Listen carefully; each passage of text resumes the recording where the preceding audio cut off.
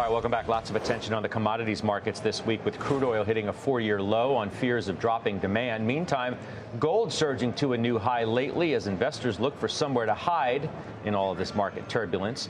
For more on where the best risk reward is right now in the commodities complex, Mark Fisher is going to tell us. He is the CEO of MBF Trading. What a time to talk to you. I can't even imagine how your trading desks must be at the moment. Give us a sense. It's been, to put it lightly, Scott, pretty chaotic, but it's organized chaos is the best way I like to describe it. I mean, moves that you would normally expect to happen in 3 weeks or 3 months are happening sometimes in like 3 minutes. Even less than 3 minutes, but yeah, exactly. So give me your view. Let's just start with oil. I teased this out as, you know, you wanted to give our viewers what you think right now is the best risk reward in the commodity space. And it's not oil. But just give me your view on where you think actually crude is going, because it's at a 4-year low, as we said. Well, there's really nobody left long. Everyone's worried about a recession. The wild card is obviously Iran and what happens in with these talks between the United States and Iran, because obviously all bets would be off if you go ahead and get some kind of nuclear strike there. But currently, you know, with demand forecasts being what they're being, with the market, oil's not really exciting to me, other than the fact that all bets are off if something happens, you know, with the Strait of Hormuz, if something happens in the Middle East that no one can really predict. But it's in the papers now more and more every single day. What do you think's next? $50 or $70, for example, for WTI? 70. And the reason I say that is because everyone's short. The sentiment index out there is, I don't know anyone that's long. So, you know, if everyone's short, you know, who's left to sell? I mean, you have all the Mexican hedges that have been put on already by all the producer countries that drove the price down. You have all the fears of the economy imploding. So to me, that's just purely a sentiment call, nothing else. But that, I mean, I get it, but that's sometimes how you have to trade things. So many different factors go into crude, for example. So you yourself, I mean, you're long crude, thinking it's going to that. Yeah, that. But we're long out of the money calls, but we really have. And obviously we trade every day, but we don't really have a strong conviction right now in energy, in crude oil, just because of, you know, there's too many. That's not the best place to put your wages at right now for us. Yeah, I hear you. One of the best places you do think is ags, grains, right? Yes. Which we hardly ever talk about. But why now?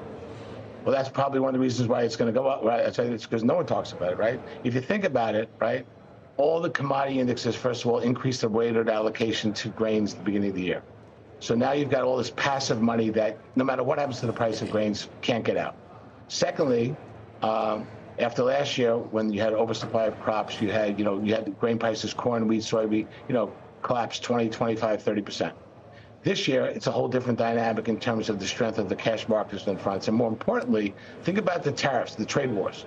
If I'm going to go ahead and have to import from the United States, what's the easiest thing to import, right? Consumable food, right? Corn, wheat, soybeans, right? I don't need to go ahead and build all out infrastructure for that. I can import that stuff, hopefully use it against, my commitment to the United States, right? And everyone needs food. And unlike OPEC, where, you can say drill, baby, drill, there's no such thing in farming as, grow, baby, grow. Grow, baby, grow. It doesn't work like that, right? So on top of that, you add all the dynamics of, what's going to happen this summer in terms of the crops. I mean, to me, that's the most exciting and probably the best opportunities. The risk reward is definitely 3-to-1, 4-to-1. Can it work? I hope it does. But again, if someone gives you an investment where it's 1 down, 4 up with a probability, probability ratio, you have to make that bet in the markets every day. Does it matter which wheat, corn? I mean, do you look at that granularly? I talk to people. Some people like soybean meal oil. To me, it's just easy to trade, corn, because it's, for me, it's just the most liquid and I know it the best. But again, corn's following, the grains I think are going to end up following the same dynamic of gold. What's happened now is that in gold, if the market goes down to gold $100, no one's getting out, right? All the central banks are not getting out. No one cares. And the fact that now you have this passive long money that's just buy and hold, which is what the stock market used to be, which now it's now because of all the anxiety two-way market. I think this buy and hold mentality, if it takes place in the grains, should really, make these markets move pretty significantly. Are you in part saying that you think that it's a plausible scenario in the trade war with China, for example, that part of making incremental deals towards, maybe a larger, more significant outcome is striking a deal where China, for example, would agree to buy more of our grain and more of our ag products, and then that would be certainly a stimulant for a trade to work like this, not to mention with inflation expectations moving where they are. And with the dollar being, with the dollar-based commodities going, just the dollar being there. But I don't know if it's China so much as other countries, because we've had that deal with China in the past, and to some degree they reneged on their commitment. But I look at the EU, if you look at, Italy, if you look at other countries, Vietnam, it's an easy way for them to go ahead and match what they need to do in terms of the import-export formula, without having to go even to China. I mean, obviously China is the largest consumer, but that breadbasket mentality can be done by any any of the foreign nations. Let me just end, since you mentioned gold. Obviously, people have been watching it run up. I think 3,200 is where it is now. We can pull it up now, but it's obviously been at record highs. There were a couple moments this week where it didn't work either, but certainly has. There's no question about that. Where's that? I mean, are there shorts there? I mean, where's that going? Well, to me, think about what's happened. This is a marketplace that's now a buy and hold mentality. If anyone's invested in gold, if it goes down $100 from here, they're not getting out. So if you have these permanent longs in the market, like we used to happen in the stock market, and people get short, if the market rallies, which I think it will, and if you're short, who does the short get out to if the longs aren't going to ring the register, right? Typically, as the market goes up, shorts cover and longs will liquidate. If the longs aren't getting out and the shorts want to liquidate, the only person the short can get out to is a new short, and the only way you get a new short in the market is by driving the price even higher.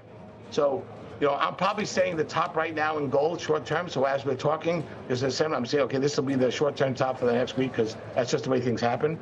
But in the long run, the anxiety barometer, the VIX of the world, is gold, right? And so for that purpose alone, and for the fact that the ETFs are less committed to gold than they were before, right?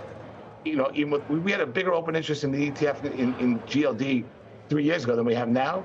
There's no reason why gold can't keep going up. It's up 30% this year. Why can't it be up 50%? Who knows?